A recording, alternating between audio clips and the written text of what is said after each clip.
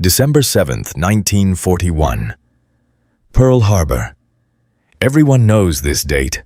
America enters World War II. The Pacific Fleet is destroyed. Over 2,000 Americans dead. But on that same day, something else happened. Something that almost lost America the war before it even began. And most people have never heard this story. On December 7th, 1941, Japan simultaneously attacked Pearl Harbor and invaded the Dutch East Indies, British Malaya, and French Indochina. These territories sound like random colonial possessions. They were not random. They contained 97% of the world's natural rubber supply. In one day, Japan cut off America's access to the single most critical material for modern warfare. And America's military had exactly 6 months of rubber reserves remaining. 6 months. After that, every tire on every Jeep, truck, and tank would disintegrate. Every aircraft would be grounded because landing gear tires would fail. Every gasket and seal in every engine would crack. The entire American war machine would literally fall apart. This is the story of how America almost lost World War II because of a tree, and how an impossible scientific breakthrough saved 50,000 American lives. Let me explain why rubber was so catastrophically important, and why losing it was an extinction-level threat to the American military. 1941. The United States Army is rapidly expanding. In December 1940, the Army had 269,000 active personnel. By December 1941, that number reached 1.6 million. By 1945, 8.3 million. Every single soldier required rubber. Combat boots used rubber soles. Gas masks required rubber seals. Rain gear was rubberized canvas. Field telephones needed rubber insulation. Even weapon grips used rubber components. But the real rubber consumption came from vehicles. Modern mechanized warfare in 1941 meant total dependence on trucks, jeeps, tanks, and aircraft.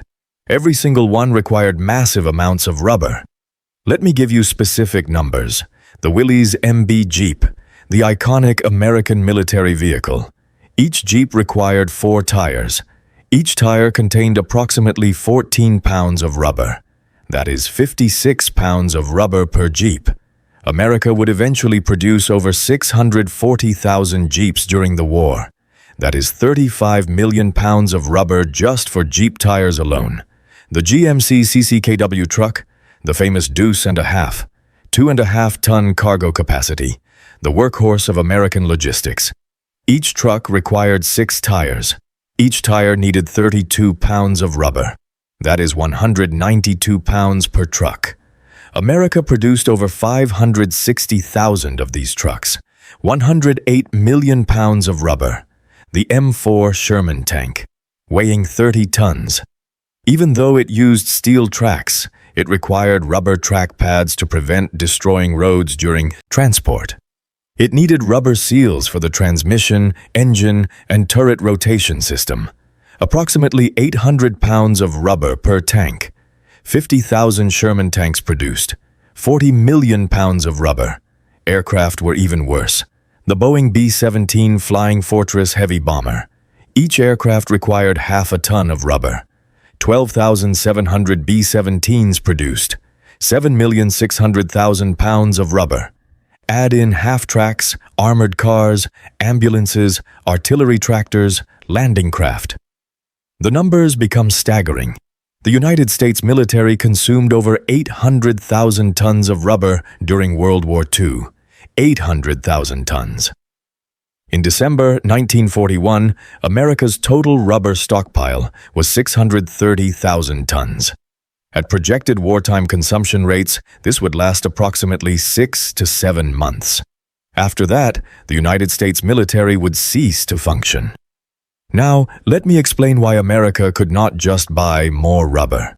Why the Japanese attack cut off 97% of global supply. And why this created an immediate existential crisis. Natural rubber comes from one specific source, the rubber tree. Hevea brasiliensis, native to the Amazon rainforest in Brazil. The tree produces latex sap. When you cut the bark, white latex drips out. This latex is collected, processed, and becomes natural rubber. Here is the problem. Rubber trees grow only in tropical climates, within 20 degrees of the equator. Specific temperature range, high humidity, consistent rainfall. Very few places on Earth have the correct conditions. In 1941, 97% of commercial rubber plantations were located in Southeast Asia. British Malaya, modern-day Malaysia, had 43% of world production. The Dutch East Indies, modern-day Indonesia, had 37%. French Indochina, modern-day Vietnam, had 11%. Thailand had 6%. All of these territories were invaded and occupied by Japan in the first 6 months of 1942. Japan did not invade these territories for glory. They invaded for resources: rubber, oil, tin, rice, the raw materials needed for industrial warfare. When Japan captured these rubber plantations, they accomplished two strategic objectives simultaneously. First, they secured rubber supply for their own military. Second, they denied rubber to America and Britain. Economic strangulation. America had some domestic rubber sources. Negligible. The Philippines had small plantations, captured by Japan in May 1942. Liberia in Africa had experimental plantations. Total production barely 1% of American needs. Latin America had potential. Brazil, the Amazon rainforest, the original source of rubber trees. But commercial plantation infrastructure did not exist. Wild rubber collection was inefficient, dangerous, expensive. It would take years to establish large-scale plantations. America did not have years. America had 6 months. The crisis landed on the desk of President Franklin Roosevelt in January 1942. The War Production Board presented the numbers: current stockpile, projected consumption, time until complete depletion. The math was terrifying. Roosevelt understood immediately this was not a logistics problem. This was a survival problem. Without rubber, America could not fight, could not transport troops, could not supply armies, could not project power. The war would be lost by default. Roosevelt created the Rubber Reserve Company in June 1942. Government-controlled corporation, unlimited funding, single mandate, solve the rubber crisis by any means necessary. The solution had 3 components: rationing, reclamation, and synthetic production. Rationing came first, immediate civilian restrictions. In January 1942, the government banned all sales of new automobile tires to civilians. Completely banned. You could not buy a tire anywhere in America. Existing tires had to last the entire war. The national speed limit was reduced to 35 miles per hour. Lower speeds meant tires lasted longer. Less friction, less heat, less wear. Gas stations were required to check tire pressure for every customer. Properly inflated tires lasted 25% longer. Americans were encouraged to carpool, drive less, use public transportation, walk, bicycle, anything to reduce tire wear. The phrase, "Is this trip really necessary?" became a national slogan. The government implemented tire inspections. If your tires were worn beyond safe limits, your vehicle was classified as non-essential. You lost your gasoline ration card. You could not drive at all. These measures reduced civilian rubber consumption by 60%. This extended the stockpile, bought time, but it was not nearly enough. The military was consuming rubber far faster than rationing could compensate. Reclamation was the second component. Rubber recycling, used tires were collected nationwide, processed, ground into crumb rubber, remanufactured into new tires. Every town in America had tire collection drives. Schools, churches, Boy Scouts, everyone participated. The process was inefficient. Recycled rubber was lower quality, but every pound recovered was 1 pound less needed from stockpiles. By 1943, reclamation provided approximately 20% of rubber needs, significant but still insufficient.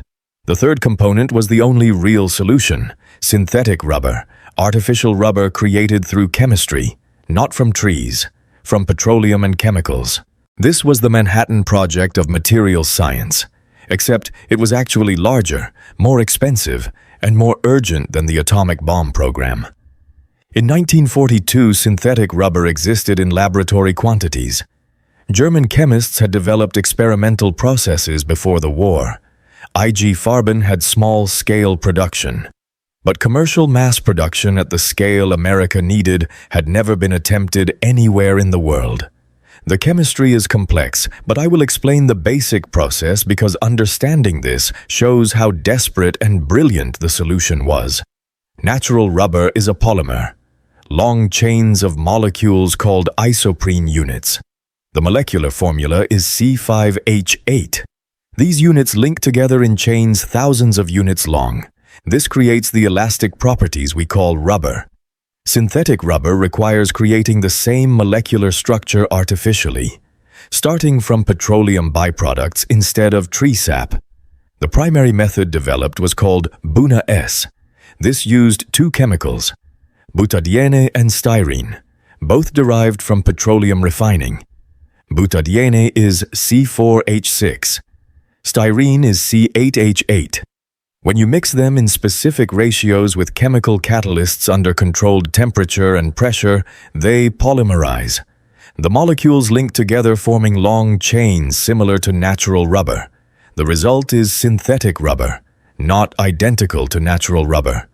Slightly different properties, but close enough for most applications. Tires, gaskets, seals, hoses. It worked. The challenge was not the chemistry. German scientists had already proven the chemistry worked. The challenge was scale. Industrial production, building factories that could produce millions of pounds per year. In 1942, total American synthetic rubber production was approximately 8,000 tons per year, almost nothing. America needed 800,000 tons per year. They needed to increase production by 10,000%. In less than 2 years, the government selected 4 major rubber companies: Goodyear, Firestone, B.F. Goodrich, United States Rubber Company. Each was ordered to build massive synthetic rubber plants. The government would pay for construction, guaranteed purchase of all output, removed all financial risk. The Rubber Reserve Company spent over $700 million building synthetic rubber plants. In 1942 money, that equals approximately $11 billion today, more than the Manhattan Project cost. 51 synthetic rubber plants were constructed across America between 1942 and 1945. The largest was the Goodyear plant in Akron, Ohio. This single facility covered 120 acres, employed 30,000 workers, operated 24 hours per day. The engineering challenges were immense. Butadiene production required specific catalysts. Platinum was preferred, but platinum was scarce. Chemists developed alternative catalysts using chromium and molybdenum. Temperature control was critical. The polymerization reaction was exothermic. It generated heat. Too much heat and the reaction ran away. The polymer would char and solidify inside the reactor vessels, destroying expensive equipment. Cooling systems were massive. Some plants used 5 million gallons of water per day just for cooling. In Texas and Louisiana, plants were built near rivers to ensure adequate water supply. Quality control was difficult.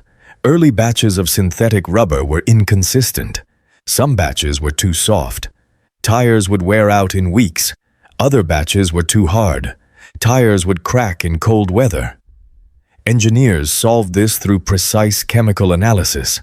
Every batch was tested. Molecular weight distribution measured. Elasticity tested. Only batches meeting strict specifications were approved for military use. By mid-1943, synthetic rubber production reached 100,000 tons per year. Still insufficient, but improving rapidly. By 1944, production exceeded 400,000 tons. By 1945, over 800,000 tons annually. America had solved the crisis, but solving the crisis required one more critical element. And this is where individual heroism enters the story. William Sparks, a chemical engineer working for Standard Oil. In 1942, he was 34 years old. He was not famous, not a general, not a politician, just an engineer. Sparks realized that butadiene production was the bottleneck. Everything else worked. But producing butadiene at sufficient scale was extremely difficult. The process required high-temperature cracking of petroleum fractions, very energy-intensive, very expensive. Sparks developed a new catalytic process. Instead of thermal cracking at high temperature, his process used a catalyst that allowed the reaction to occur at much lower temperatures. This reduced energy consumption by 40%, increased yield by 30%, made the entire process economically viable. His innovation was classified immediately, considered a military secret. After the war, Sparks received the Presidential Medal for Merit, the highest civilian award for wartime contributions. Most Americans never knew his name, but his chemistry saved the rubber program. The impact on the war was immediate and measurable. By late 1943, America was producing enough synthetic rubber to meet military needs. Tire production resumed normal levels. Vehicle production was no longer constrained. The Willys Jeep. Production ramped from 60,000 in 1941 to 360,000 in 1943. All equipped with synthetic rubber tires. The GMC CCKW truck. Production reached 80,000 per year by 1944. Synthetic rubber enabled this. The M4 Sherman tank. 15,000 produced in 1943 alone. Rubber seals and track pads all synthetic. Without synthetic rubber, none. Of this production would have been possible. The stockpile would have run out in mid-1942. Vehicle production would have stopped. The North Africa campaign would have failed. D-Day would have been impossible. The war would have been lost.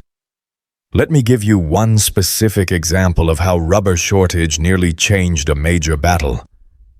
Operation Torch, the Allied invasion of North Africa. November 1942. The operation required landing 107,000 troops in Morocco and Algeria.